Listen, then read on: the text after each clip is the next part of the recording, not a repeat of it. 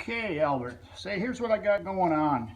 I'll show you a little bit. We've been cutting some really gorgeous material, but I was talking about the little pitch things that showed up that we wouldn't have even seen until they were surfaced, and that's these little bastards here.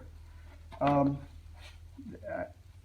that's why I guess a person could go a reverse book, but we still see them once in a while, and put the upper bout up here, but because of that Torito, that's that.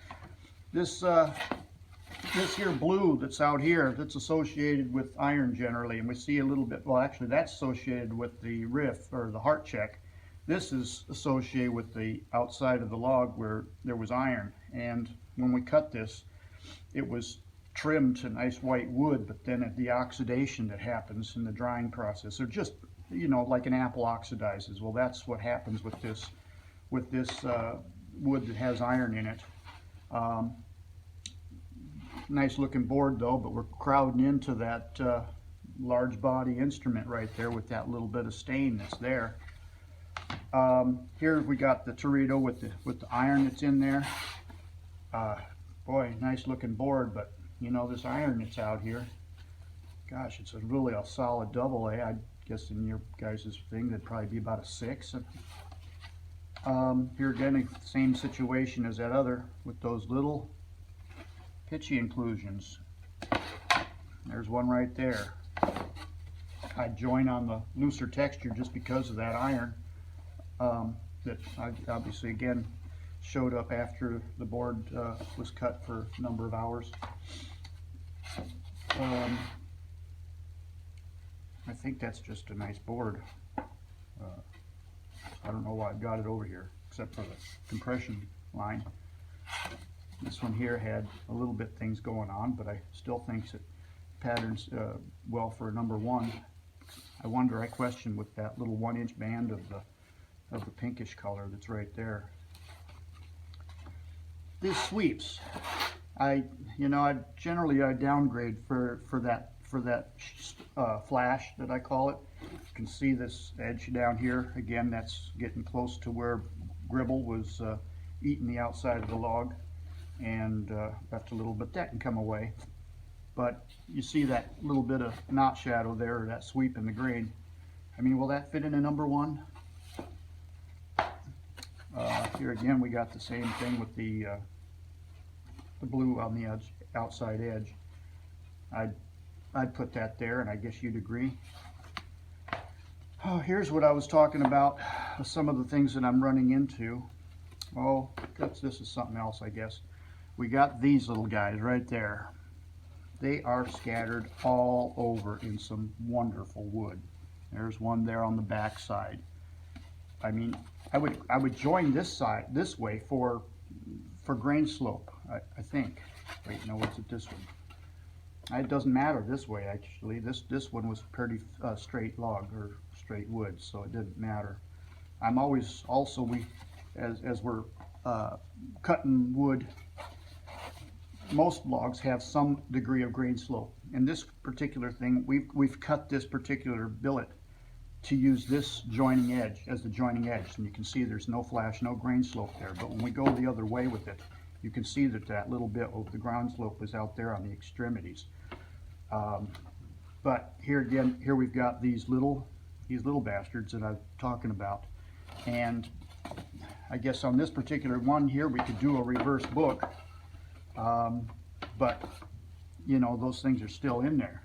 This is where I'm having a real problem. I got a lot of tops that are, you know, 7s and 8s by color and texture and all that, but then they have those. Same thing here.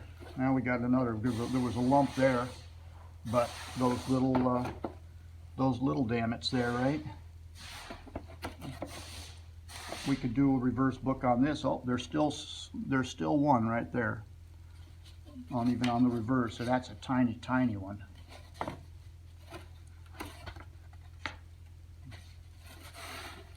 This one patterns out pretty good all the way around, except we did have that small little pitch pocket on the reverse, and then these two little darnets. Bear flaw. We got considerable amount of bear claw starts there. But then these strawberries, or birthmarks I call them, that showed up, and then that one little pitch thing. The yellow that you see here was actually from our sander. It was kind of plugged up and it was causing a little bit of, I guess, turning the board yellow a little bit right there, so we changed it out. But that's just superficial, it's right on the surface. But there's, again, the same thing. That one little thing there, and that one's outside. But we got one on the back, on the reverse side too, right there. And a one on the reverse side here.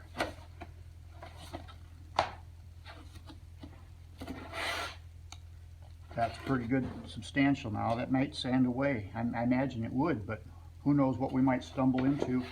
Any one of these spots here might have something in it. I don't know.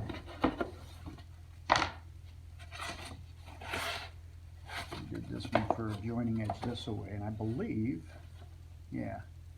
But that will fall inside the pattern there in the waist.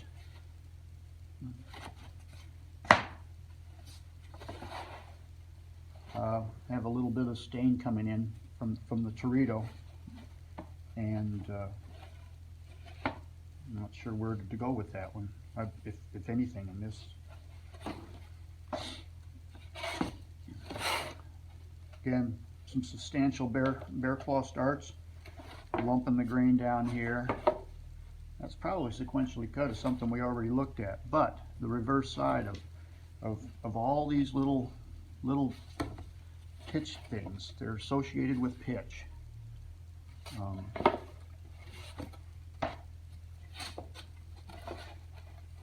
There's another one, a number 8, with that in the middle of it, that you can't get away from anywhere. Can't go the other way with it either, because there was a little bit of rot up there in that corner.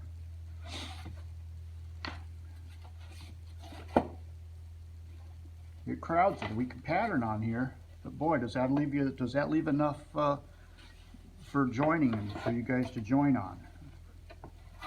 There's a number 8, but yeah, I mean, a hand builder, no problem. But how about the Martin shop? Here's another different log, but again, same situations with these little itsy bitsy pitchy things. I guess they're associated with that one growth line because we see them on the back side and on that side. There's no pitch in them, but they are there.